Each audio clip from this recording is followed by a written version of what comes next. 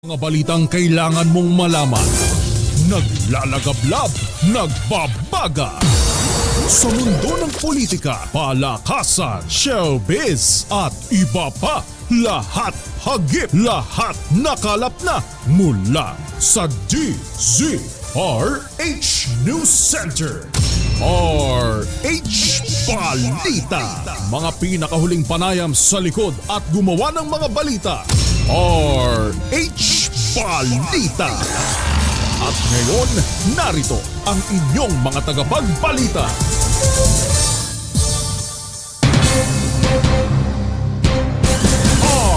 RH Balita. Sa ulo natin mga RH Balita, dagdag bawas sa presyo ng produktong petrolyo asahan sa susunod na linggo. RH Balita. Pagbibigay ng PAMB clearance dapat higpitan ayon sa isang dating DENR official. RH Balita. Ilang baybayin sa Visayas at Mindanao nagpositibo sa nakalalasong red tide. RH Balita. Publiko pinag-iingat ng isang digital advocate group sa vacation scam. RH Balita. Guinness World Record para sa largest human lung formation nasungkit ng Pilipinas. RH Balita. Dating US Vice President Pence hindi i-endorso ang dating kaalyado na si dating US President Donald Trump sa presidential elections. RH Balita. Sa ating balitang sports, Justin Brownlee sasabak bilang import sa Indonesia. RH Balita. At sa balitang showbiz, Squid Game actor Oh Yong-soo hinatulang guilty sa sexual misconduct. RH Balita. Yan po ang ulo ng ating mga balita ngayong araw ng Sabado, March 16, 2024. Sa pangalan ng buong puwersa ng DZRH News, DZRH News Center sa Luzon, Visayas at Mindanao, ito po ang inyong lingkod sa pagbabalita. Ito po si Yuel Reyes para sa tuloy-tuloy na pagbabalita, tuloy-tuloy na serbisyo, sama-sama tayo, Pilipino. RH Balita.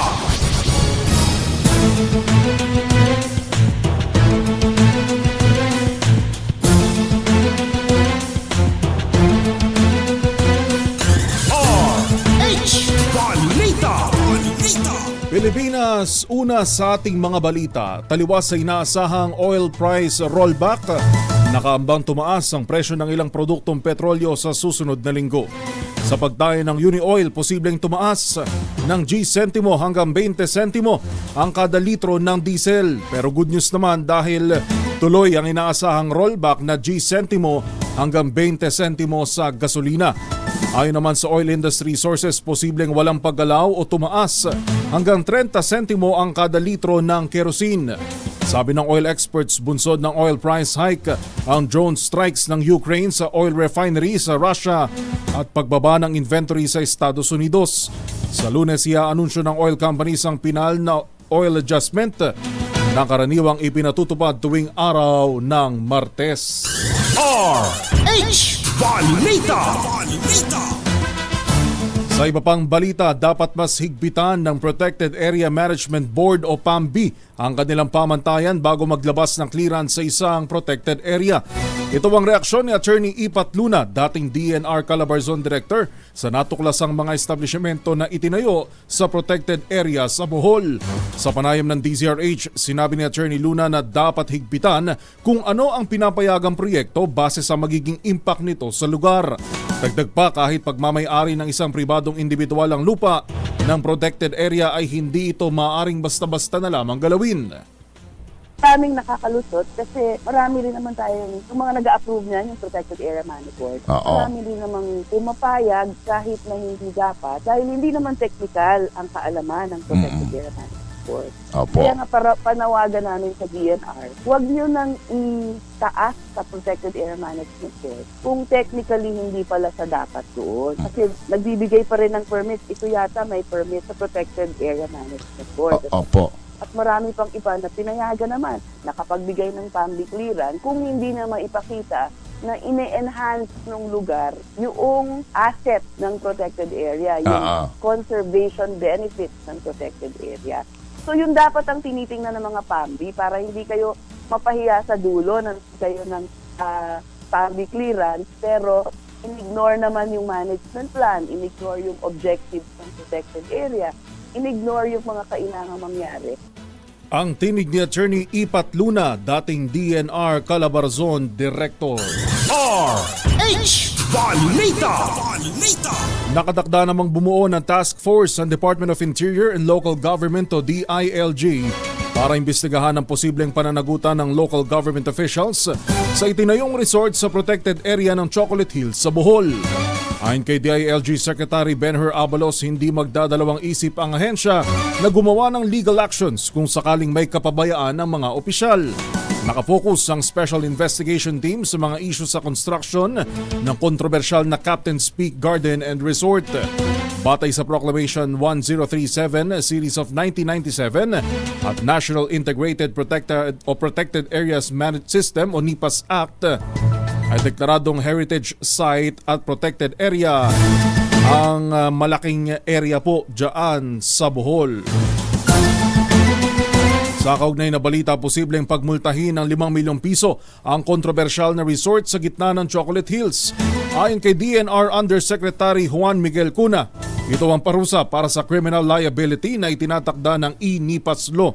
Kakibat din anya nito ang 6 hanggang 12 taong pagkakakulong dahil sa pagtatayo ng istruktura ng walang kaukulang permit sa loob ng protected area. Bukod pa ito sa 50,000 piso hanggang 5 milyong pisong multa na pwedeng ipataw sa Captain's Peak Resort dahil sa administrative violations. Alas 12:14 ng tanghali, itinutulak naman ng DNR ang pagbuo ng sariling Law Enforcement Bureau sa gitna ng issue ng resort sa gitna ng Chocolate Hills. Ayon kay DNR Secretary Maria Antonia Yulo Loizaga, ito ang pangmatagalang solusyon para mas mabilis maipatupad ang mga polisiya ng ahensya. Pero nakabinbin pa anya sa Kongreso ang mga panukalang magpapalakas sa enforcement capability ng DNR. Sa ngayon, kailangan pa umanong makipag-ugnayan ng DNR sa LGUs, Philippine National Police, Armed Forces of the Philippines at National Bureau of Investigation para maipatupad ang kanilang kautusan. Sa kaugnay pa rin pong balita, nanganganib maalis ang pakilala ng UNESCO sa Chocolate Hills bilang Heritage Geopark. Sinabi ito ng UNESCO Artist for Peace at Director ng Earth Savers Dream Ensemble na si Cecil Guidote Alvarez sa gitna ng issue ng mga itinayong resort sa protected area. Ayon kay Alvarez, maaaring madelist ang Chocolate Hills kung hindi ito napoprotektahan. Dahil meron ng proseso na pwede kang madelist if you are not doing your job to protect it or to guarantee its security. Alright. Mahalaga talaga na kumilos kung sino man ang dapat na merong otoridad dito. Ang tawag dyan, merong restoration, reparation, lahat yan. Kailangan ipapasok yan sa pagbibigay Pero ma'am, yan. Yan nangyari nga ho yan noon sa Cordillera. I was in NCCA, there was a threat to the listas. Kaya kung ano man yung mga kakulangan, lahat ay kaagad namin binigyan ng kasagutan. Yan po ang tinig ni Miss Cecil Guidote Alvarez. RH Balita! Ang ating pong oras, 16 na minuto makalipas ang alas 12, inyo pa rin pong nakakasama sa RH Balita. Ngayon pong Sabado ng March 16, 2024. Ito po si Yuel Reyes. RH Balita! Labas muna tayo ng ating himpilan. Ito, good news. Dahil Pilipinas naselyuhan po ang Guinness World Record para sa pinakamalaking human lung formation. Ano kaya ang itsura nito? Yan at iba pang detalye hatid sa atin ni RH15, Giselle Ricafort. Giselle. Joel, sumungkit nga ng panibagong Guinness World Record ang Pilipinas. Matagumpay na naselyuhan ng kagawaran ng kalusugan ang Guinness World Record para sa pinakamalaking human lung formation na ginanap kanina sa Quirino Grandstand Kabuang 5,596 na individual ang pulidong bumuo ng forma ng baga para sa makasaysayang event na nagsimula kaninang alas 5 ng madaling araw. Mismo ang kinatawan ng Guinness na si Hua Yip Tong ang nagdeklara na naungusa ng Pilipinas ang 2017 Guinness holder na India na mayroong 5,003 participant. Binubuo ang mga kalahok ng health workers, benepisyaryo ng 4Ps, mga mag-aaral at miyembro ng mga komunidad. May temang tuloy ang bayanihan, TB ay tuldukan. Sinabi ni DOH Secretary Ted Herbosa na bahagi ang event ng World Tuberculosis Day upang itaas ang awareness ng ating mga kababayan, baliin ang stigma, iabante ang global conversation at tuluyan ng masawata ang nasabing sakit. Sa tuwang ng Health Department sa nasabing event, ang WHO, US International Development Top TB Partnership, gayon din ng Philippine Business for Social Progress Organization. Pumalo sa mahigit 612,000 yung naitalang kaso ng TB sa buong Pilipinas noong Disyembre ng nakalipas na taon, o katumbas yan ng 549 na kaso kada 100,000 populasyon. Para sa kauna-unahan sa Pilipinas, DZRH, Giselle Ricafort, tuloy-tuloy sa pagbabalita, tuloy-tuloy sa serbisyo, sama-sama tayo Pilipino. Maraming salamat RH15 Giselle Ricafort. RH Balita. Balita. RH Balita.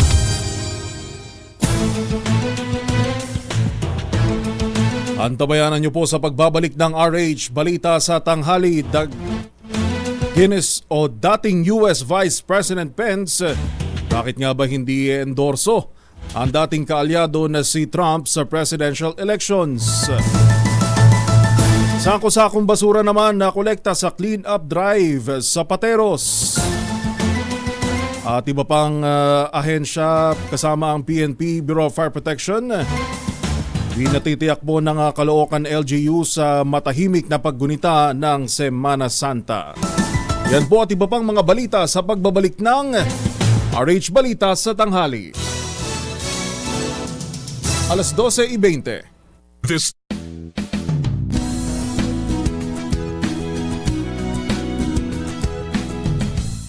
Alamin ang mga maiinit na isyung pambayan, mga balitang kailangan mong malaman, usapin sa pamahalaan, politika, ekonomiya at kabuhayan. Ito ang mga dapat mong malaman, pakialaman at pag-uusapan dahil kayo ang tinig ng mamamayan dito sa Damdaming Bayan.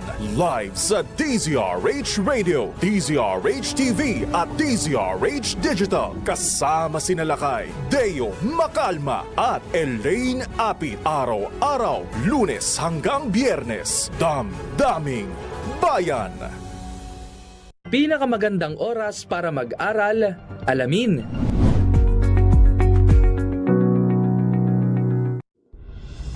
Tuloy-tuloy ang pagtulong, tuloy-tuloy ang pagseserbisyo at tuloy-tuloy ang balitaan kasama si May Binauhan sa Operation Tulong mula Lunes hanggang Biyernes.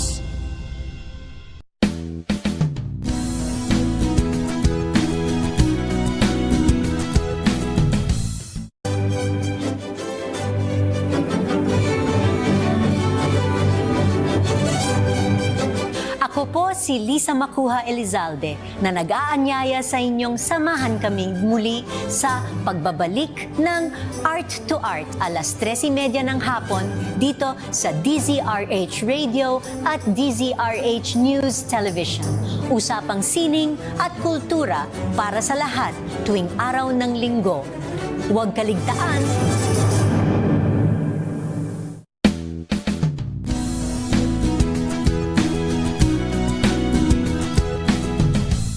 Mas pinatapang na pagtatanong. Ultimately, Senator, you can say that there was no VIP treatment. Pinalawak na talakayan sa mga isyu ng ating bayan. Sobra na.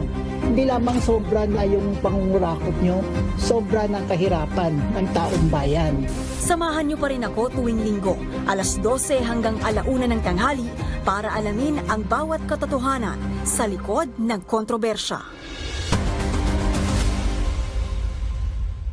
Pag-inom ng tubig na nasa plastic bottle, maaaring makasama sa kalusugan, ayon sa pag-aaral.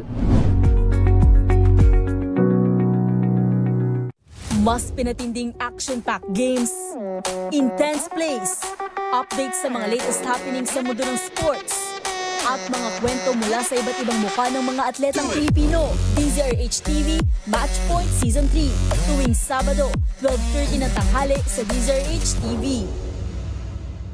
Pisyo ng pagsusulat o paggawa ng journals, alamin.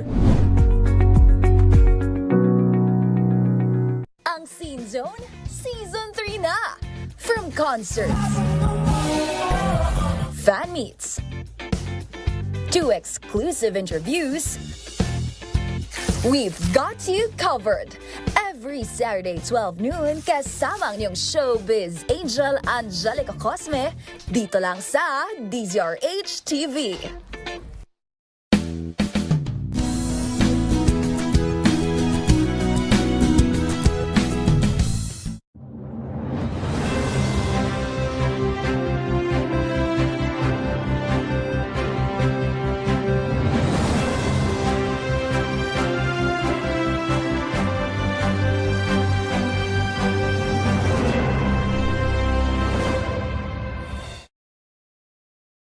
Limang paraan para maiwasan ang pag-overthink. Alamin. Maagang balitaan, maagang usapan sa mga issue at balita kasama si Kuya Angelo Palmones sa Magandang Umaga Pilipinas mula Lunes hanggang Biyernes.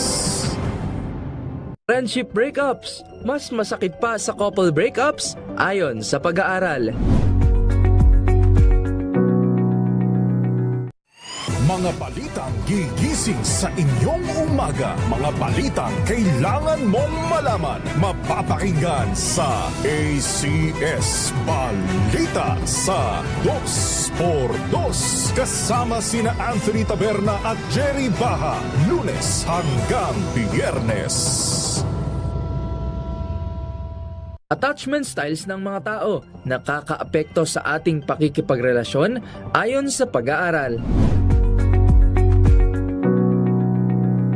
Tambalang Anthony Taberna at Jerry Baha ang gigising sa inyong umaga dahil lalatay ang humahagupit na diskusyon at komentaryo Lunes hanggang Biyernes sa 2x2.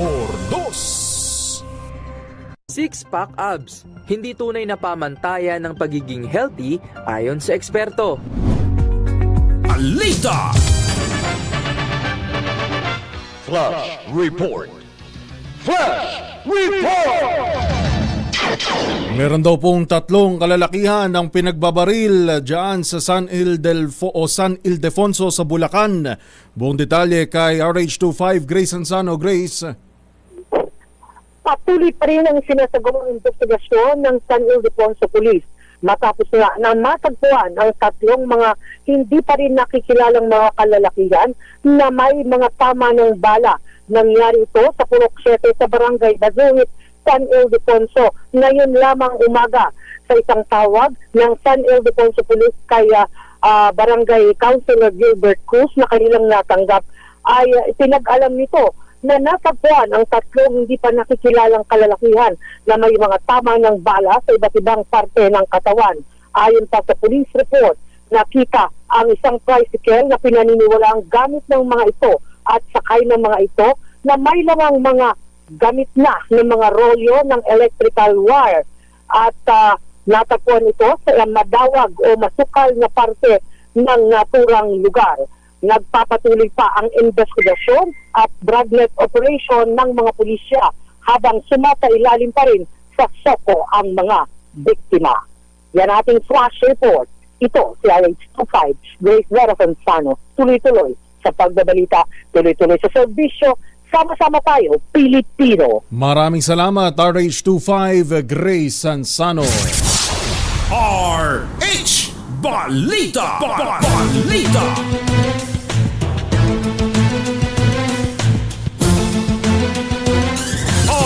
RH Balita! Ating pong oras alas 12:27. Ngayon pa rin pong March 16, 2024. Magandang tanghali muna sa lahat ng ating mga kasama. Mga nakatutok via Facebook at YouTube Live. Maliban sa DZRH 666 kHz AM band sa Metro at Mega Manila, tayo rin po ay naka-simulcast sa Facebook at YouTube channel ng DZRH News at DZRH News Television. Magandang tanghali. Kumusta ngayon dyan sa Taal, Batangas kay Jerome Mendoza?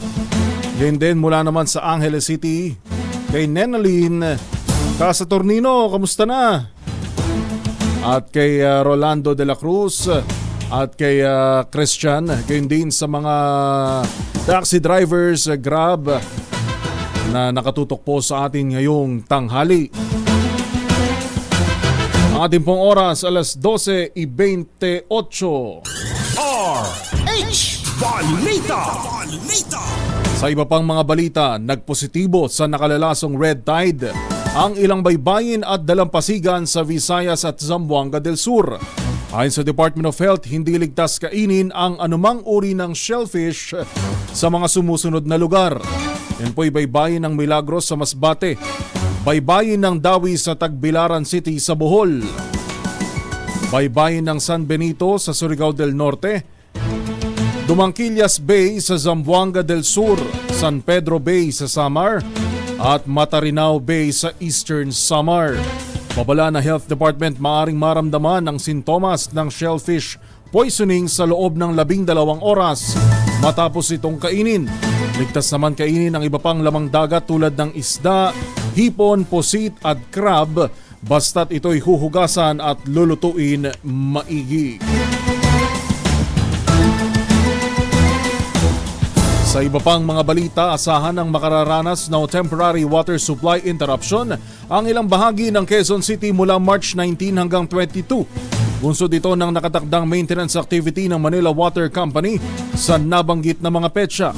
Bunsod nito, pinapayuhan ng mga residente sa mga maaapektuhang lugar na mag-ipon ng tubig bago ang scheduled supply interruption sa mga susunod na araw.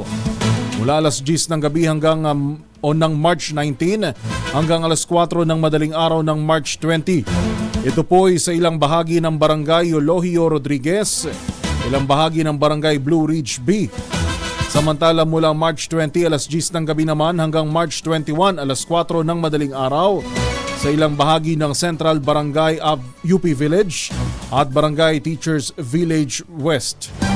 Mula March 21 alas 10 ng gabi hanggang March 22 naman sa ilang bahagi ng Barangay Sikatuna Village. Alas 10:30, nilinaw ng Department of Environment and Natural Resources o DNR na walang bawas alokasyon ng tubig sa mga kabahayan kahit may El Nino. Ayon kay DNR Undersecretary Carlo Primo David, sa katunayan ay dinagdagan pa ng 2 cubic meters per second ang alokasyon nitong nakaraang 5 buwan. Sabi ni David, hindi pa rin fully dependent ang Metro Manila sa Angat Dam dahil mula 97 ay 90% na lang ang kinukuhang tubig mula rito. Bukod sa Angat, pinagkukuhanan na rin ang Laguna Lake, Wawa Dam at may mga nakastandby pa na deep well.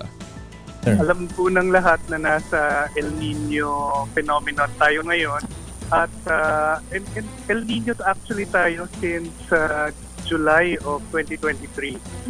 Kaya dahil maaga pa lang pinaghandaan natin itong phenomenon na to, ay na-manage naman natin yung ating water supply throughout the second half of 2023 and even up to the first quarter of 2024. RH Balita. Labas muli tayo ng ating himpilan. Sako-sakong basura na kolekta naman sa clean up drive na pinangunahan ng DILG sa Pateros. Buong detalye kay RH27 Noche Cacas. Noche. Yoel, pinangunahan ni Department of Interior and Local Government Secretary Ben-Hur Abalos ang clean up drive sa Santa Ana, Pateros sa Metro Manila kanina. Pasado alas 5 ng umaga nang dumating si Abalos kasama si Joseca Balmosina at iba pang opisyal ng DILG. Present rin si Pateros Mayor Ike Ponce at iba pang local officials Tumulong rin sa paglilinis ang BGMP personnel, BFP, PNP, barangay at iba pang volunteers. Sa panayam kay Abalos, buong Pilipinas ang paglilinis sa ilalim ng kalinisan program ng DILG at PBBM administration. Sako-sakong basura UL ang nalikom sa lugar. Samantala, bumuo na ng task force sa Chocolate Hills ang DILG sa kontrobersyal na konstruksyon ng campaign sa Peak Resort sa Chocolate Hills sa Bohol. Magsasagawa ng special investigation ang team para matukoy kung may pananagutan ang local official sa issue. Kapag lumitaw sa investigasyon na may complicit or negligent sa alinmang paglabag ang local official, sumano ay maaaring maharap sa legal action na maaaring masuspindi or ma-dismiss sa public service. Mula Kanonan sa Pilipinas, DCRA. Ako si Notika Kasultuloy sa pagbabalita, tuloy-tuloy sa serbisyo. Sama-sama tayo, Pilipino. Maraming salamat, RH27 Noche Kakas. RH Balita!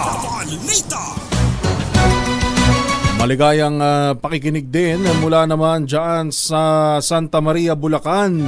Kay Dinya Asuncion Herman. Magandang tanghali po, gayon din kay Eman Austria. At kay Alvin De Torres, nasukay rin nating nakatutok sa Binyan, Laguna. At syempre kay Koy Hipolito ng DZRH Operation Tulong dyan po sa Batangas. At nakatutok dyan sa Lipa City. Ating pong oras, alas 12:34.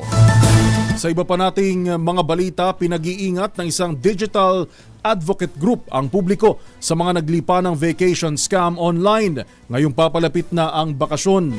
Ayon kay Digital Pinoy National Campaigner Ronald Gustillo, modus ng mga scammer ang mag-alok ng napakamurang travel packages para mangakit ng mga bakasyonista. Paalala ni Gustillo sa publiko, siguraduhing lehitimo ang kanilang katransaksyon at mayroong mga permit mula sa Department of Tourism at iba pang regulatory agencies. Mas mainam umano na mag-inquire sa mga lehitimong booking platform at travel agencies upang makaiwas sa scam. Mahigit sa 11,000 pulis naman ang itatalaga ng National Capital Region Police Office sa Metro Manila para magbantay sa Semana Santa at sa buong panahon ng summer.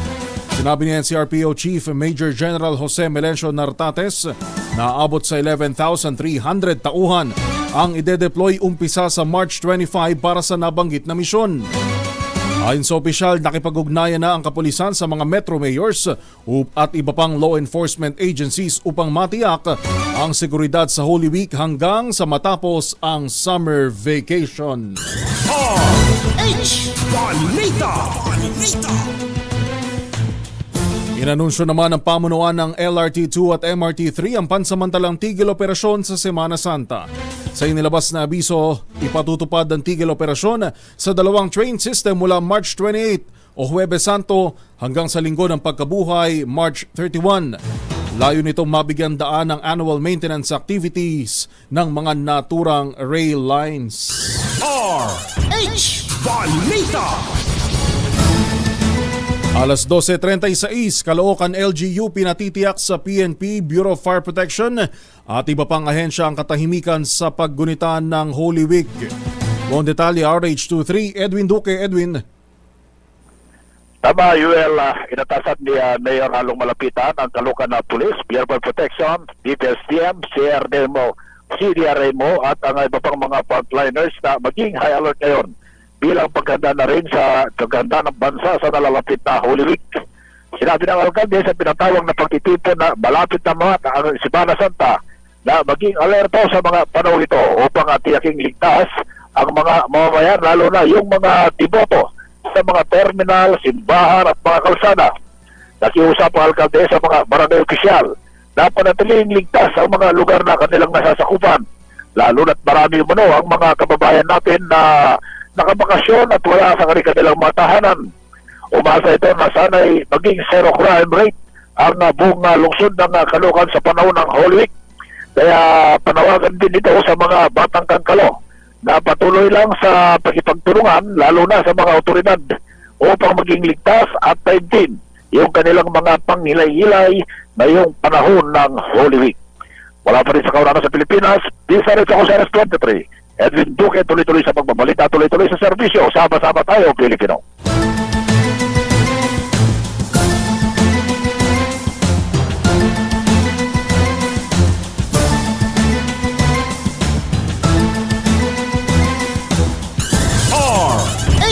Balita! Ang atin pong oras alas 12:38, pasadahan na natin ang mga reports sa probinsya. Ratsyada Probinsya!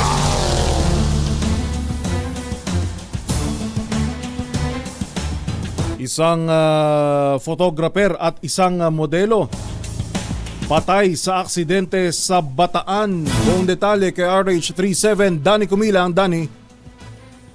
Sa Riwel, patay on the spot ang isang mag-angkas sa motorsiklo. Makarang sumalpok ang mga ito sa likurang bahagi ng sinusundan nilang truck sa barangay Daang Pari, Orium, Bataan. Ayon sa ulat mula sa mga saksi sa lugar, naganap umano ang aksidente sa mga biktima. Mag-aalas 5 na ng umaga kanina, nauuna umano ang Homo dump truck na minamaneho ni Alvin Bacani, 38 anyos, residente ito ng Hermosa, Bataan, nang huminto ito at tangkaing liliko pa kaliwa. Habang ang mga biktima nalula naman ang motorsiklo na nasa likod ng truck na nakilala sa pangalang Anthony Mungkal, isang photographer at Janel Custodio na isang beauty local model na kapwa ito taga Limay, Bataan. Sumalpok sila sa likurang bahagi ng truck at nagtamo na matinding pinsala sa ulo at katawan na agad nila itong ikinamatay ayon sa responding rescue team sa lugar.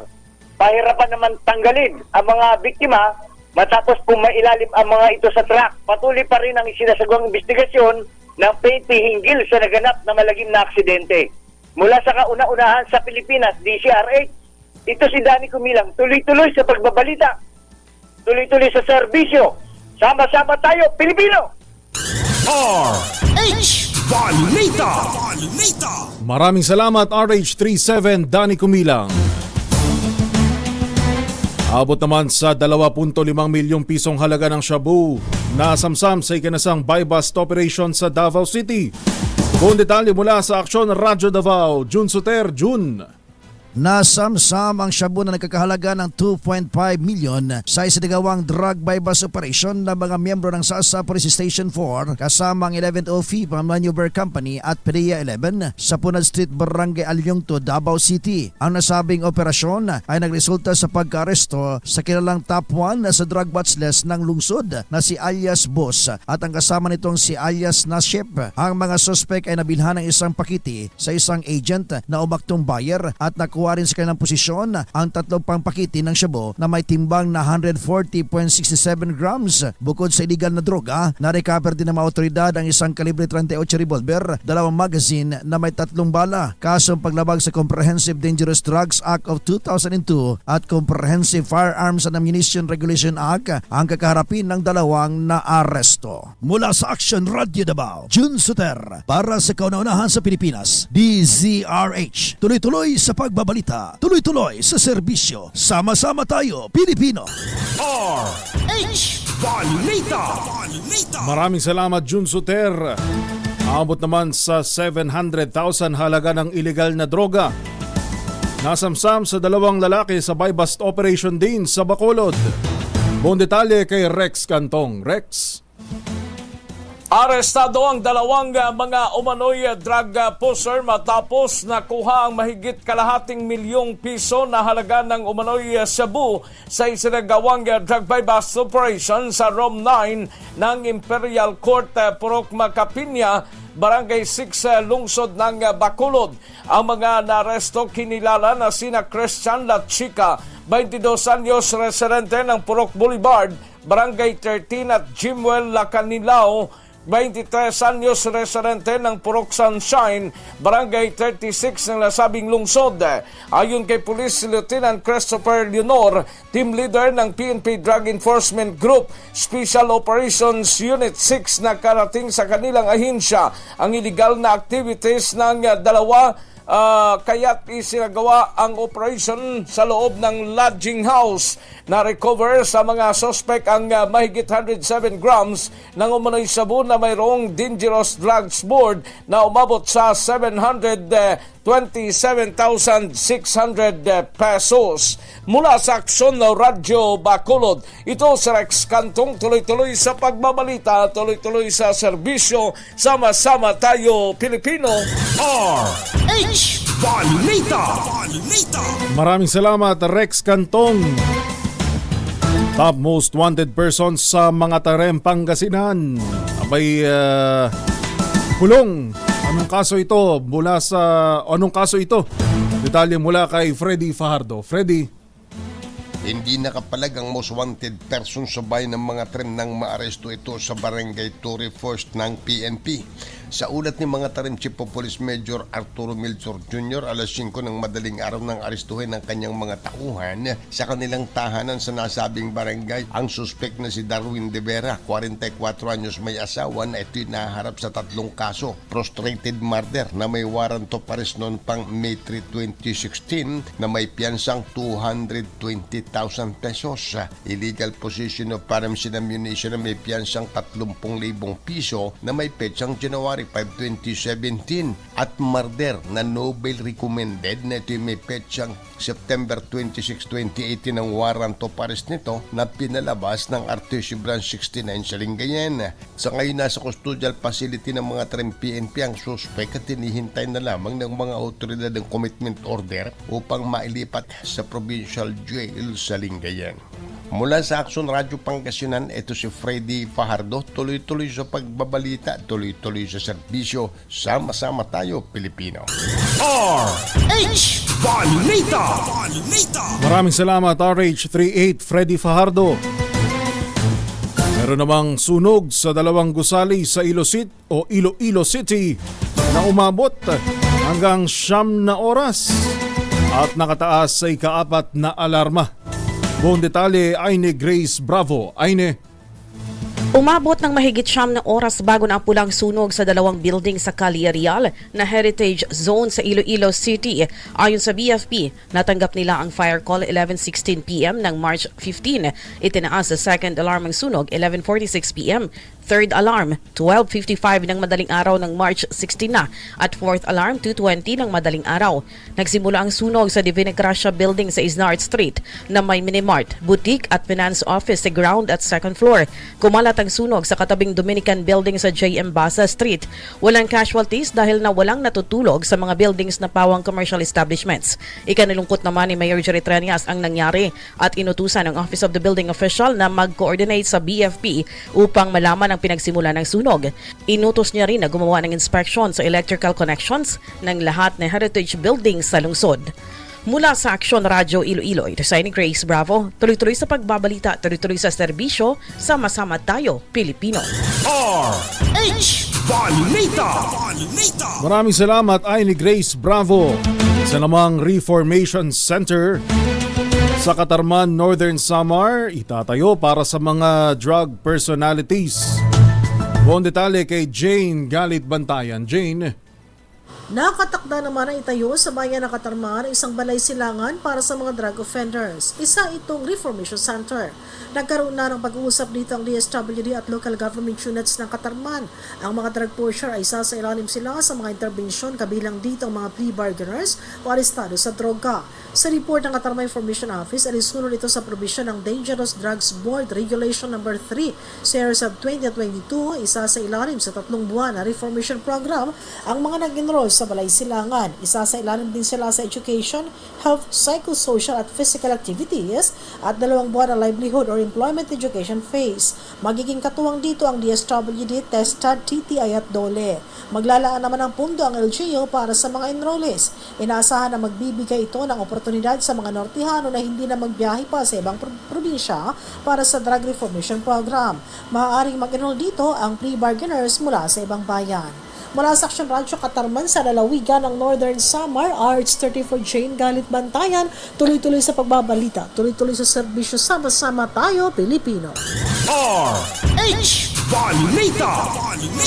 Maraming salamat Jane Bantayan. Abangan sa pagbabalik ng RH Balita. Isang dating kongresista at Court of Appeals Justice humihirit sa Leyte PNP na busisiin ang anggulong ambush sa nangyaring pamamaril dyan po sa Leyte.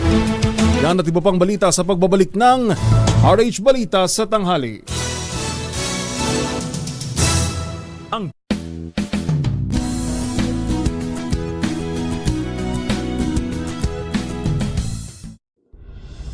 Tuloy-tuloy ang pagtulong, tuloy-tuloy ang pagseserbisyo at tuloy-tuloy ang balitaan kasama si May Binauhan sa Operation Tulong mula Lunes hanggang Biyernes. Pagkain ng saging, epektibong paraan upang mabilis na makatulog sa gabi ayon sa pag-aaral.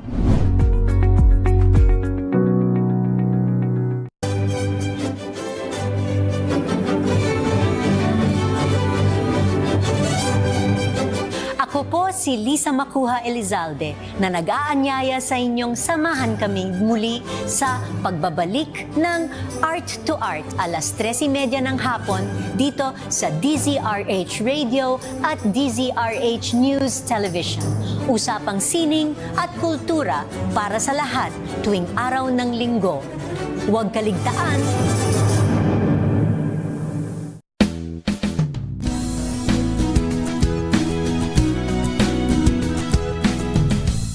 Mas pinatapang na pagtatanong. Ultimately, Senator, you can say that there was no VIP treatment. Pinalawak na talakayan sa mga isyu ng ating bayan. Sobra na. Hindi lamang sobra na yung pangungurakot nyo, sobra ng kahirapan ng taong bayan. Samahan niyo pa rin ako tuwing linggo, alas 12 hanggang alauna ng tanghali para alamin ang bawat katotohanan sa likod ng kontrobersya. Benepisyo ng pakikinig sa heavy metal genre na tugtugin. Alamin! Mas pinatinding action-packed games, intense plays, updates sa mga latest happenings sa mundo ng sports, at mga kwento mula sa iba't ibang mukha ng mga atletang Pilipino.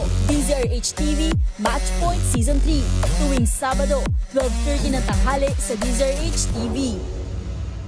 Pagsasalo sa pagkain, mabisang paraan para tumibay ang inyong relasyon ayon sa pag-aaral. Ang Scene Zone Season 3 na! From concerts, fan meets, to exclusive interviews, we've got you covered. Every Saturday, 12 noon, kasama ang iyong showbiz angel Angelica Cosme, dito lang sa DZRH TV.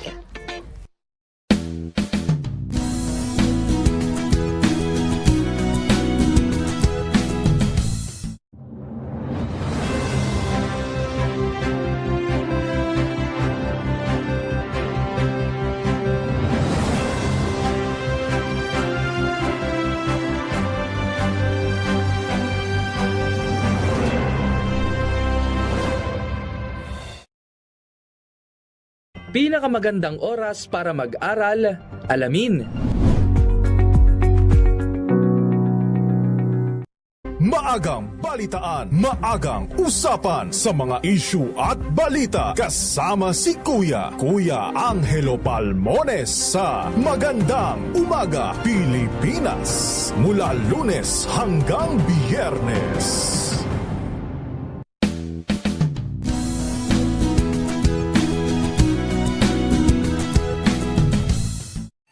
Mga balitang gigising sa inyong umaga. Mga balitang kailangan mong malaman. Mapapakinggan sa ACS Balita sa 2x2 kasama sina Anthony Taberna at Jerry Baha. Lunes hanggang Biyernes.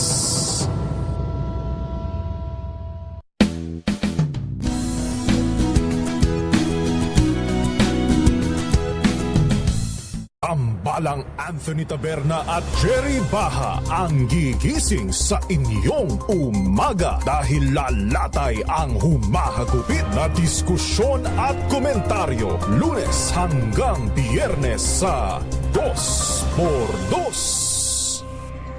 Pag-inom ng tubig na nasa plastic bottle, maaaring makasama sa kalusugan, ayon sa pag-aaral.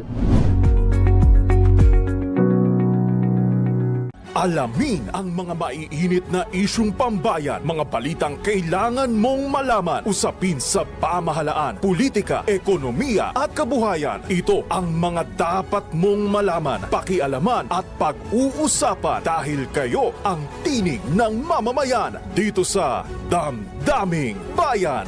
Live sa DZRH Radio, DZRH TV at DZRH Digital. Kasama sina Lakay, Deo Macalma at Elaine Apit. Araw-araw, Lunes hanggang Biyernes. Damdaming Bayan.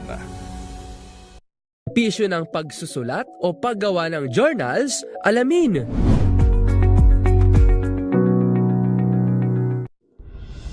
Tuloy-tuloy ang pagtulong, tuloy-tuloy ang pagseserbisyo at tuloy-tuloy ang balitaan kasama si May Binauhan sa Operation Tulong mula Lunes hanggang Biyernes.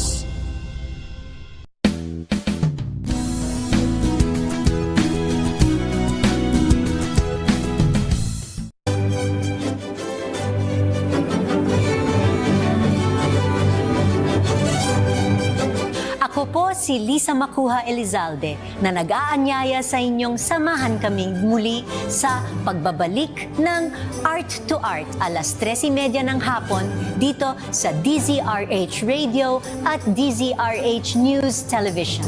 Usapang sining at kultura para sa lahat tuwing araw ng linggo. Huwag kaligtaan. 5 paraan para maiwasan ang pag-overthink. Alamin. Mas pinatapang na pagtatanong. Ultimately, Senator, you can say that there was no VIP treatment. Pinalawak na talakayan sa mga isyu ng ating bayan. Sobra na. Hindi lamang sobra na yung pangungurakot nyo, sobra ng kahirapan ng taong bayan. Samahan niyo pa rin ako tuwing linggo, alas 12 hanggang 1:00 ng tanghali para alamin ang bawat katotohanan sa likod ng kontrobersya. Friendship breakups, mas masakit pa sa couple breakups ayon sa pag-aaral. RH Balita. RH Balita. 5 minuto na lang po, 1:00 na ng hapon sa iba pang mga balita. RH Balita. Umihirit si dating Congressman at Court of Appeals Justice Vicente Ching Veloso sa Leyte Provincial Police Office na busisiin ang anggulong ambush sa ambush me sa pamamaril sa driver ni San Isidro Mayor Remedio Bebot Balmoria Veloso sa Alangalang, Leyte. Nababahala si Veloso dahil pinalalabas ng kanyang pamangkin na siya ang nasa likod ng pananambang sa driver na hindi naman nasugatan at natamaan ng bala.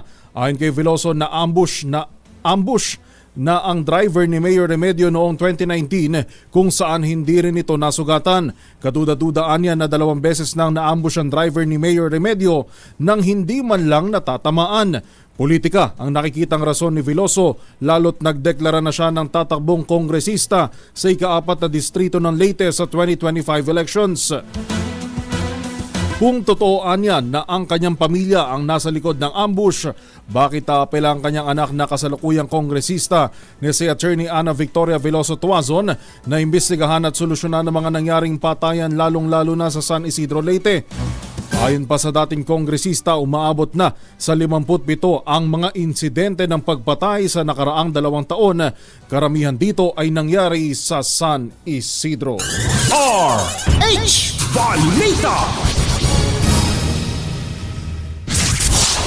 RH Balita. Balita. Bigandaan na po natin ng Operation Tulong, dyan po sa Barangay Kalayaan, Angono, Rizal. Alok po ng MBC Media Group at DZRH Operation Tulong ang Relief, Dental, Medical at Feeding Mission. Buong detalye mula kay James Maldonado ng DZRH Operation Tulong. James. Tulong-tulong sama-sama. Ito ang naging kilos ng mga pinagsama-samang puwersa ng MBC Media Group, DZRH Operation Tulong sa isinagawang relief, medical and dental feeding mission sa mga residenteng na biktima ng sunog sa Barangay Kalayaan, Angono, Rizal. Sa loob ng 24 oras bago ang relief operation, sama-samang nagsipaghanda ang mga members at volunteers ng MBC Media Group DZRH Operation Tulong na maganda sa pagre-repack ng mga gamot at grocery at magluto ng mainit at masustansyang lugaw na may kasamang malalaking itlog na talaga namang bumusog sa mga residenteng nag-abang sa pagdating ng ating mobile kusina sa pamamagitan ng ating partner logistics na G-Technica Equipment Corporation. Sa pamamagitan ng mga magigiting ng mga doktor ng Knights of Columbus, sama-samang nagbigay ng mga libreng check-up at bunot sa mga residenteng pansamantalang naninirahan sa evacuation center na labis ang naging kasiyahan sa kanilang natamong tulong. Bumuhos ng mga gamot at vitamina sa mga reseta, libreng na ipamigay sa mga residente na hatid ng Unilab. Dinagdagan pa ng grocery package na may bigas, dilata at basing hygiene kit hatid ng MBC Media Group DZRH Operation Tulong. Naparelax naman ang mga senior citizens at ilang mga matatandang may mga hangin sa katawan dahil sa hatid ng free massage sa kasagsagan ng relief operation. Sumuporta naman ang Rotary Club of San Juan West sa pagbibigay ng mga hygiene kits o kadagdagang hygiene kits at kasiyahan sa mga batang naapektuhan ng sunog sa pagpapalaro na may kasamang papremyo. Nasa 54 na mga pamilya ang naitala ng mga naapektuhan sa nangyaring sunog na binubuo ng halos 300 individual mula bata, matanda at senior citizen na pawang lahat ay residente ng Barangay Kalayaan, Angono, Rizal.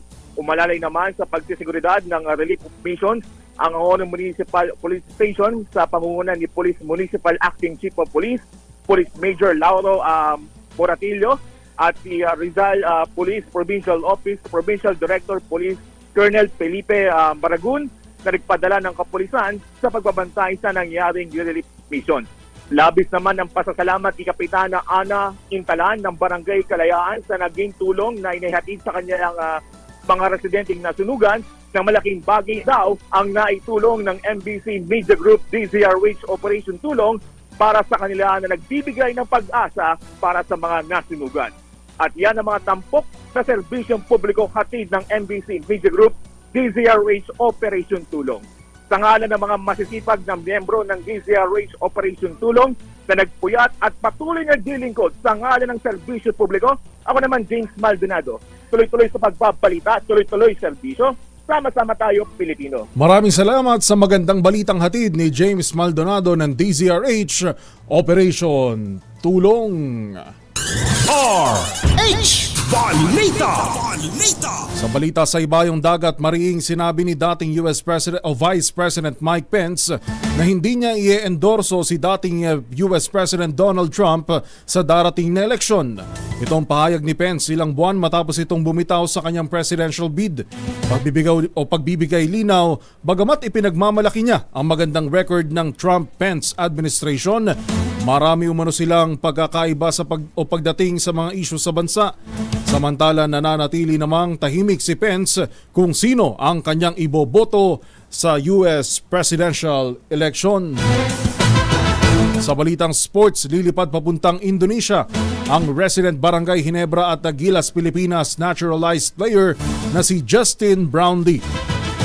Ito'y inaasahang maglalaro bilang foreign reinforcement o import sa isang professional basketball league sa Indonesia. Masaya ang Ginebra coach na si Tim Cone para sa tagumpay ni Brownlee dahil ito'y makakatulong upang mapanatili ang kanyang galing sa basketball.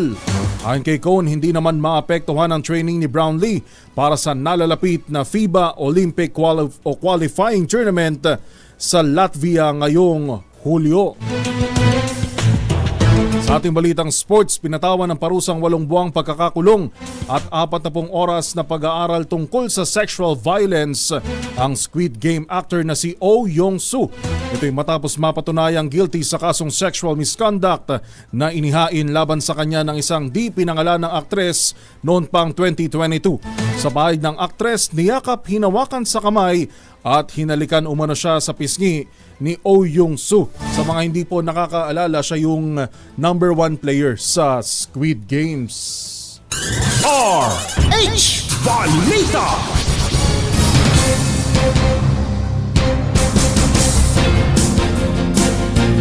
Balikan na po natin ang ating headlines. Dagdag bawas sa presyo ng petrolyo, nakaamba sa susunod na linggo. Pagbibigay ng PAMB clearance dapat higpitan ayon sa isang dating DNR official.